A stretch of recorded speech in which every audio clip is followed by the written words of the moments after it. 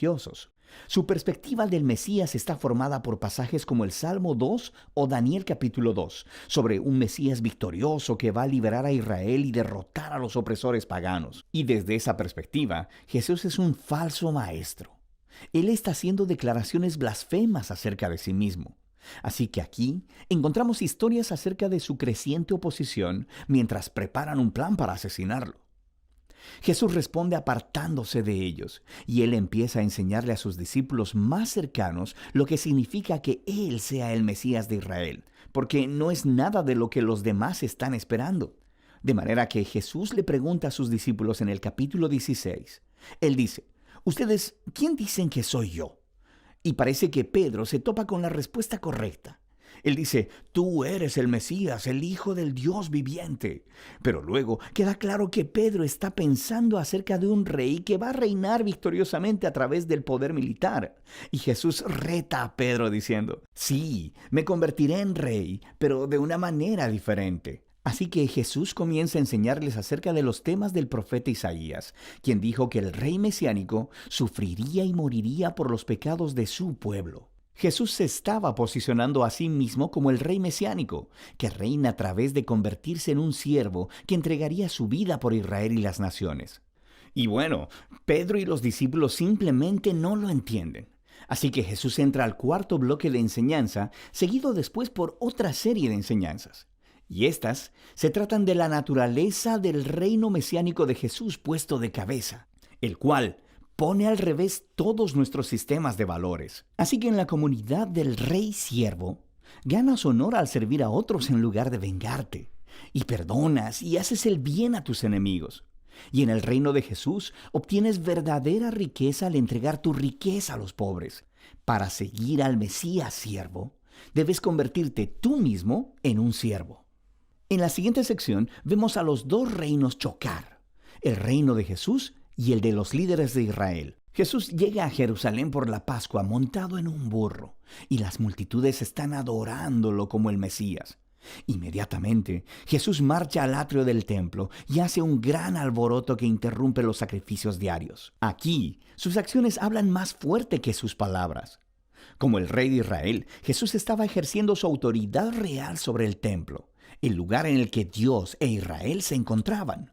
Y en la perspectiva de Jesús, el templo había sido puesto en juego por la hipocresía de los líderes de Israel. Así que aquí, Él está retando su autoridad, y naturalmente, ellos se ofenden profundamente. Ellos intentan atrapar a Jesús y humillarlo en un debate público, pero fracasan, por lo que al final determinan asesinarlo. Como respuesta, Jesús da su último bloque de enseñanza. Primero ofrece una apasionada crítica de los fariseos y su hipocresía, y luego Él se lamenta sobre Jerusalén y su rechazo a Dios y a su reino. Luego Jesús se aparta con los discípulos y les empieza a decir lo que va a suceder. Él será ejecutado por esos líderes, pero al hacerlo, ellos cavarán su propia tumba, porque en lugar de aceptar el camino del reino pacífico de Jesús, ellos tomarán el camino de la rebelión contra Roma, y así Jerusalén y su templo serán destruidos. Pero Jesús dice que ese no es el final de la historia. Él será vindicado después de su muerte a través de su resurrección. Y un día Él regresará a establecer su reino sobre todas las naciones. Mientras tanto, los discípulos deben mantenerse alerta y comprometidos con anunciar a Jesús y su reino, y extender las buenas nuevas. Y con todo esto resonando en los oídos de los discípulos, la historia llega a su punto culminante. Esa noche, Jesús aparta a los discípulos y celebra la Pascua con ellos. La Pascua vuelve a contar la historia de la liberación de Israel de la esclavitud, a través de la muerte del Cordero de la Pascua. Y luego Jesús toma el pan y el vino de la cena como nuevos símbolos, mostrando que su muerte venidera sería un sacrificio que redimiría a su pueblo de la esclavitud al pecado y la maldad. Después de la cena, Jesús es arrestado y puesto en juicio delante del Sanedrín, el concilio de los líderes judíos. Y ellos rechazan su declaración de que es el Mesías, lo acusan de blasfemia contra Dios. Entonces Jesús es llevado delante de Pilato, el gobernador romano, quien piensa que Jesús es inocente, pero cede ante la presión de los líderes judíos y sentencia a Jesús a muerte por crucifixión. Así que Jesús es llevado por soldados romanos y crucificado. Ahora notarás en esta sección que, justo como Mateo hizo en los primeros capítulos, él aumenta el número de referencias al Antiguo Testamento. Él está tratando de mostrar que la muerte de Jesús no fue una tragedia o un fracaso, más bien fue el sorprendente cumplimiento de todas las antiguas promesas proféticas. Jesús vino como el Mesías siervo del que Isaías hablaba. Él fue rechazado por su propio pueblo, pero en lugar de juzgarlos, Él es juzgado en su lugar, llevando las consecuencias de su pecado.